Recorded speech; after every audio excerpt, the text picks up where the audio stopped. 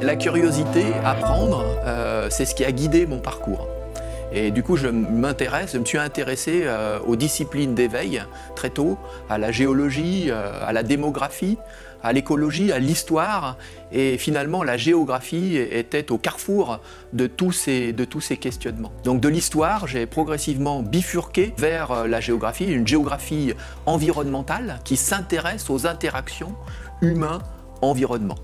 Et donc j'ai abordé ces questions-là sur les corridors fluviaux, sur les rivières, parce que ce sont des objets qui se transforment très rapidement, notamment sur le pourtour alpin sur lequel je travaille. Et du coup, les enjeux socio-environnementaux sont extrêmement sensibles, sont extrêmement importants. Donc le mieux, c'est que je vous montre.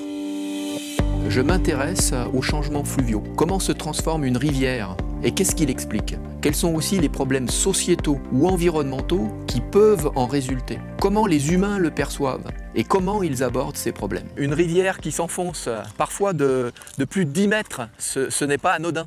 C'est bien souvent le résultat d'actions humaines, comme par exemple une extraction de granulats dans le lit même de la rivière.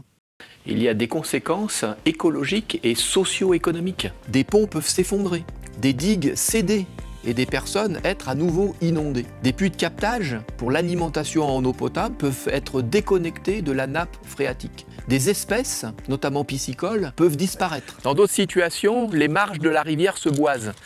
À quoi est-ce que c'est dû?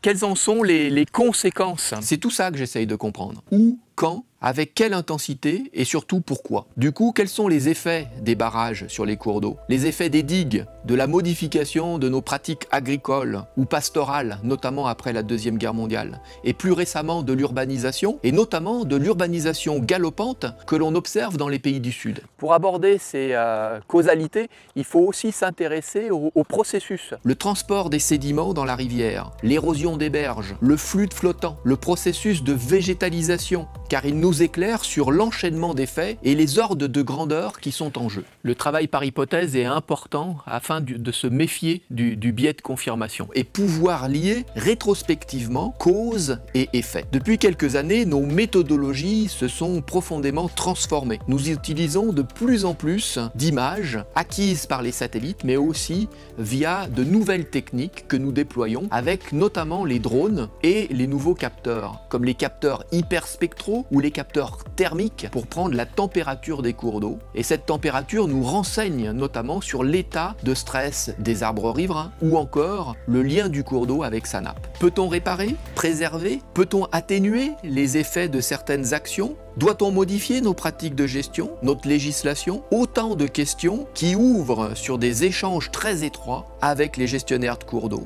Des réflexions plus liées aux politiques publiques et qui conduisent à des recherches qui ne peuvent être qu'interdisciplinaires et collaboratives. Car la cascade de conséquences observées dans le cadre des changements fluviaux est très complexe, tout comme la question de savoir quoi faire. Ce que j'aime dans mon travail, c'est évidemment chercher, c'est découvrir de nouvelles situations géographiques, et autant dire qu'elles sont multiples. C'est également une recherche collaborative, et j'ai découvert l'intérêt de l'intelligence collective. Et puis j'aime travailler avec les jeunes, les doctorants, les post-doctorants, les masterants. C'est un enrichissement permanent.